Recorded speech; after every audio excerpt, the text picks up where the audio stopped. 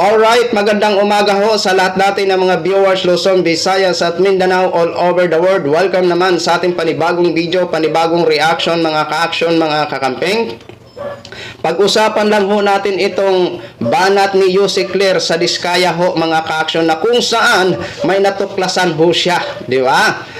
Alam naman po natin kahapon ang mga eksena sa harap ng tanggapan ng DPWH at sa harap ng pagmamay-ari ng Diskaya. Hindi lang po inis ang nakikita natin sa taong bayan, kung hindi galit na ho talaga mga ka-action, mga kakamping. Para sa akin, hindi ho natin sila masisisi kung lumabas sila at magpakita ng kanilang inis at galit sa mga tao na yan. 'Di ba? Dahil kahit ako naiinis at nagagalit at gusto ko din po na talagang managot kung sino man ang dapat managot ho mga ka-action.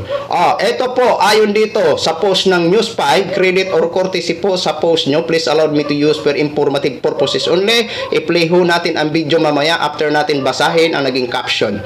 Ayon dito, mismong gobyerno naloko ng mga Diskaya. Yan ang mensahe ni Palace Press Officer Yussi Clear Castro sa Great Pacific Builders at General Contractor INC na pag-aari ng mga Diskaya.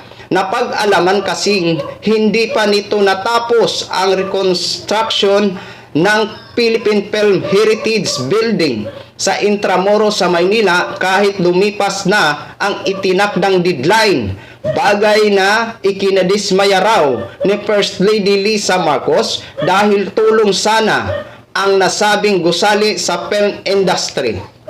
Yan po mga ka-action, mga kakamping, no? Patindi na ho itong kinakaharap ng Diskaya ho mga ka-action, di ba? Ito po, panoorin po muna natin itong short video mga ka-action. Mismong gobyerno pa talaga, ito pang mismong proyekto na to, ang parang niloko pa ng mga Diskaya. Kung bakit hindi nila ito na i-turn over ng tama at naaayos sa kontrata, pwede sila makasuhan. Unang-una, civil liability, meron to. Diba? Kung meron makikitang panloloko, hindi maikakaila na pwede sila makasuhan ng estafa. Okay. Lumalabas po dito yung revised contract amount is 107,983,128.81. So, gusto ko lang mapasabi sa inyo, ang kontratang ito, yung contractor dito, hindi lang pang baha, pang building pa. So, dapat ayusin ang trabaho. Kapag nakipagkontrata ka, huwag ka nang kukuha ng maraming kontrata kung di mo naman kayang tapusin. So yun na ho mga ka-action, mga kakamping, no, napanood na po natin at napakinggan na po natin si Yussi Clear Castro mga ka-action, mga kakamping. Talagang grabe, ang masasabi ko talaga grabe, matindi.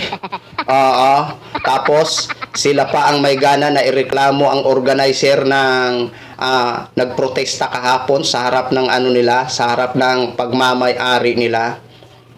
Alam nyo, kung ano man ang pinapakita ng taong bayan sa harap ng pagmamay-ari nila, yan po talaga ay talagang hindi talaga mapigilan ang mga inis at galit ng ating mga kababayan. 'Di ba? Nakakalungkot isipin ng ilan sa ating mga kababayan ay grabe po ang trabaho. Dugo at pawis ang puhunan, makapag-tax lang sila. 'Di ba? Oo. Magbibili ka, magtatax.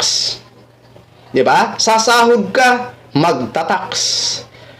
Kuri-kuri mo lang, magtatax. Tapos, sinong hindi madismaya? 'Di ba? Sinong hindi madidismaya? Kulang na nga lang kahit paghinga mo magtatax ka eh. Tapos, dito lang pala napupunta ang ating binabayad na tax. 'Di ba? Nakakalungkot, nakakainis, nakakadismaya, nakakagalit. 'Di ba? Oo. Paano uunlad ang ating bansa kung may ganito ho tayong nalalaman ng mga anomalya? Kaya para sa akin talaga, dapat managot ho talaga ang dapat managot dito. At dyan man sa ating mga kababayan na mga nagpoprotesta, maraming salamat po sa inyo. 'Di ba? Yan po ay kalayaan nyo. Freedom nyo po yan. 'Di ba? Mamaya siguro may magrarally na naman.